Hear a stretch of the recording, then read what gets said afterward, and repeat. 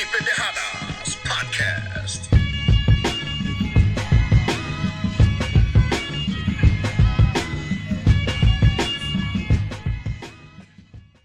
Welcome back, mi gente. This morning, Fulton had breakfast in Japan and got served up a plate of putasos. That was an exciting event this morning. David, how'd you see it? Oh, Mark, what a masterclass. We both picked Inoue to win, but did you expect Inoue to win like that? You know what, man? I did expect him to knock him out. I mean, Inoue is an amazing fighter, and every time he knocks somebody out, it's amazing anyway. But what I didn't expect is for him to be able to box him the way he did, man. He went out there and dominated every single round. He pitched a shutout, no hits on the other side. Matter of fact, he had Ks in every round. He struck them out every round. It was amazing, man. I don't think he even got touched. I believe, Fulton, as soon as he saw even just the guard and just being in there with him and his stance and the greatness, he folded. I mean, within the first minute, he folded and was scared, tentative, never even really risked anything.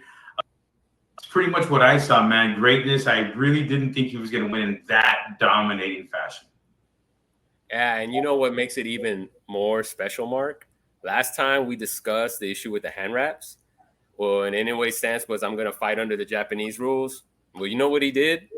Before the fight, he agreed to change the way he wrapped his hands. He wrapped his hands the way Fulton's team wanted him to. And still, Inoue outboxed Fulton, he outlanded Fulton, and he outsmarted Fulton. I had Inoue also winning every round. The start of the ending came with a jab to the body, followed by a beautiful right hand to the head, and that caused Fulton to stumble. And while he was falling down, Inoue leapt at him with a left hook and knocked him down. The beautiful thing about that whole sequence, Mark, was that Inoue had set it up from the very beginning. In round one, Inoue started jabbing to the body, and that was really important. He repeatedly went to the body and then worked the jab up top until he got Fulton's guard right where he wanted it to be. A few things stood out to me in this performance. First, Inoue's jab was so effective. He had the better jab, Fulton couldn't defend it, and he could not get his own jab off. Next, Inoue's ability to cut off the ring. Fulton had nowhere to go. Whenever he tried to move to the side, Inoue was right in front of him. The next thing I also noticed was he used feints the whole night. He used those feints to figure out Fulton's reactions so he could set up his offense. The last thing that I noticed was Inoue knew when he was in range to land his punches and when he was out of range to avoid Fulton's punches. And that put rounds in the bank, which forced Fulton to change his strategy, get more aggressive in the middle rounds, and that opened him up for Inoue to land his own punches. Mark, right. The way Inoue performed today, doesn't matter what happens on July 29th. To me, he's the best fighter on the planet. It's just not what he's doing, but how he's doing it. He's beaten 6 world champs. He's stopping fighters that have never been stopped before. Folks, if you haven't started paying attention to Naoya Inoue, start paying attention now. This kind of special doesn't come around that often. He wants to become undisputed champion in 2 weight classes. But he has some competition in that race. Terrence Crawford, he's going to get a chance to do it first on July 29th versus Errol Spence. Jermell Charlo will get a chance to do it in September versus Canelo. And Inoue gets his chance in November. He has to wait until then. And he's going to be fighting the WBA and IBF 122-pound champion, Marlon Tapales of the Philippines. And that's going to be a fascinating fight. I know you and I have been talking about Tapales. We've been looking him up. That's not a gimme. No, it isn't a gimme. Tapales is a really tough fighter. I mean, he's only lost twice. One time he was only 3 times. He's got 3 losses. And it looks bad. I know his record's a little deceiving, though. He is a brilliant fighter. One of his losses was probably in his early 20s. It was his 8th fight.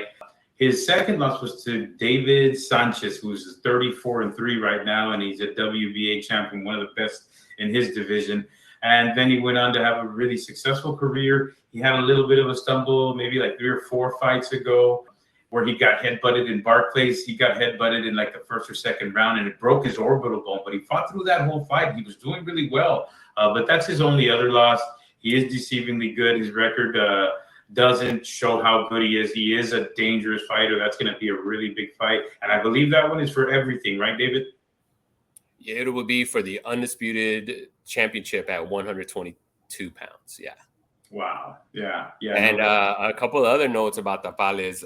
He's 16-1 in the last 10 years. He's only lost one fight in the last 10 years.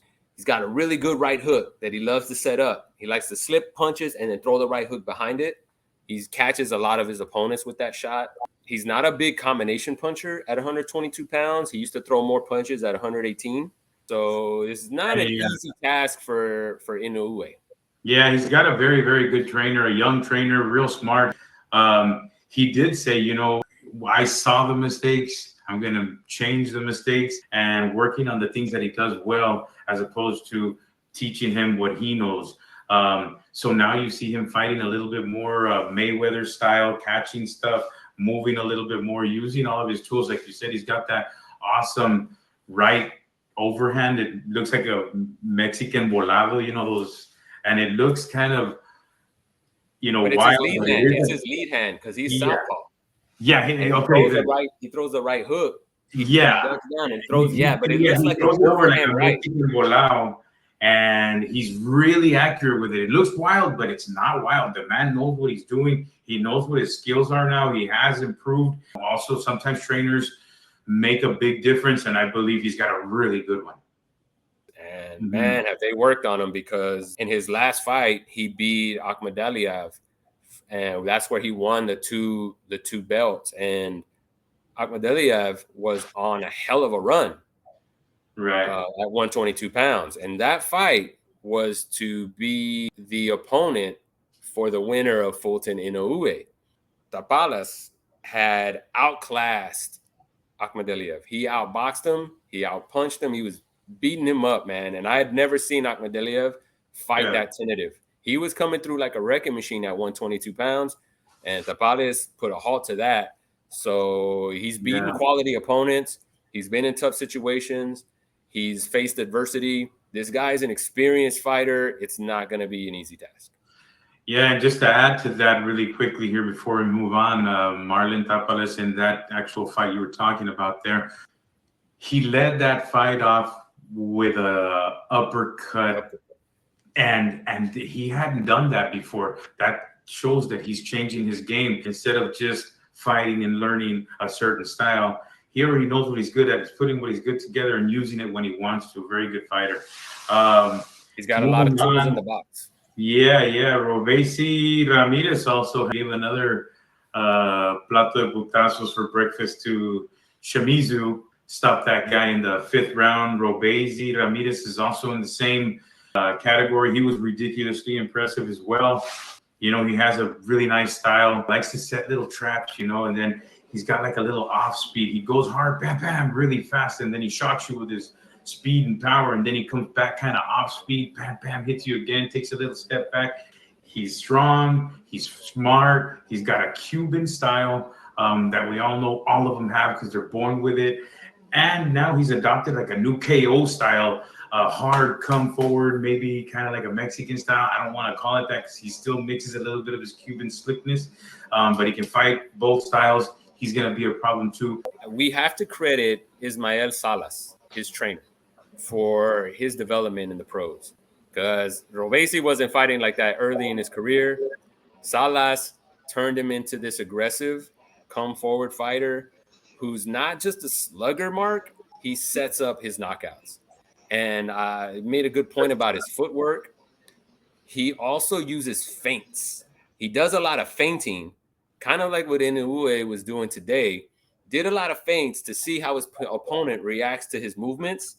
And then when he'd make that movement, a punch would come behind it after he figured out what his, what are the trends that his opponent does. Does he drop his hand? Does he move back? He's always looking at his opponent. That's the other thing. He keeps his eyes to seeing what his opponent is doing. Whether he's got his guard up, he's always peeking through the guard. When he's feigning, he's looking at his opponent. When he's even blocking punches, he's looking at where his opponent's hands are. So Robeisy is quite the talent. He had an opponent that was made for him. It was difficult though. Guy was tall, very tall Japanese fighter. but pretty slow, pretty stiff. Didn't have a lot of upper body movement. He was pretty much made to order, but he was tough, man. Robeisy was landing some shots on him, and the guy was in there. He was fighting in front of his countrymen. He wasn't trying to go out easy. So it took a little while, but Robeisy chopped him down. Even when he ended the fight in the 5th round, the guy was still putting it on him before he knocked him out. So yeah, he was in it. No, he was giving Robeisy, and that's the other thing. This guy could punch, and he caught Robeisy a couple of times. Robeisy kind of shook off those shots, man. He's a tough dude at 126 pounds. Yeah. Well, we had a really, really good show this morning that showed us the greatness of Inoue and how famous he is. I mean, think about how famous this guy is. This guy's ridiculously famous. The only way that I can explain it to the raza, I mean, this guy's like menudo famous. When people would just think, I mean, he's famous in Japan.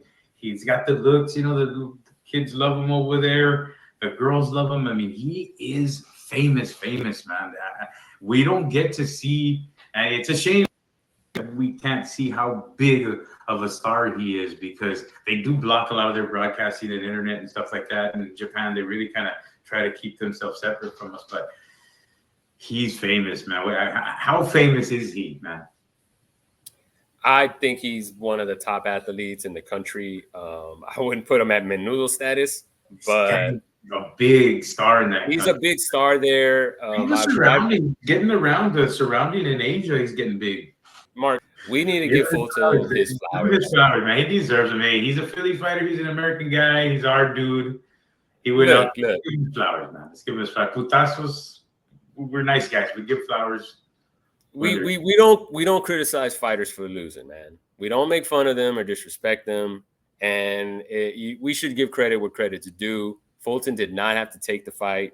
He could have moved up to 126 pounds and made a decent payday against Brandon Figueroa. That would have been the safe route, right? Pick up a check, fight a guy you have a good chance of beating. But while there was a career high payday attached to fighting Inoue, there was also a lot more risk. He fought a guy that if you knew was a killer, and he fought him on his home turf. Fulton has nothing to be ashamed of. Most fighters should be that brave. He made enough money to set him and his family up for life and gave us boxing fans something to talk about. Steven, your courage made a fan out of me, and I'll definitely be checking for you when you move up to 126 pounds. There's no shame in losing Inoue at all. I mean, maybe he'll get a little bit more praise. It isn't going to affect him. He's going to get good fights down the line. He'll probably maybe see Brandon Figueroa anyway and still make good money. There's nothing wrong with losing Inoue, man. He's still a great fighter. He'll come back and still make a lot of money. He's still young enough, and I believe more titles will come to him as well. Although Robeisy Ramirez is going to be waiting for him there. Yeah, he's going to be, so he's gonna be coming around. I don't see Inoue losing for like a really long time. How high do you think he can go? I don't think anybody can beat him for a long. Oh, how high do you think he can go? We're already pushing him at 122. We got to remember where he came from. Do you think he goes to 126?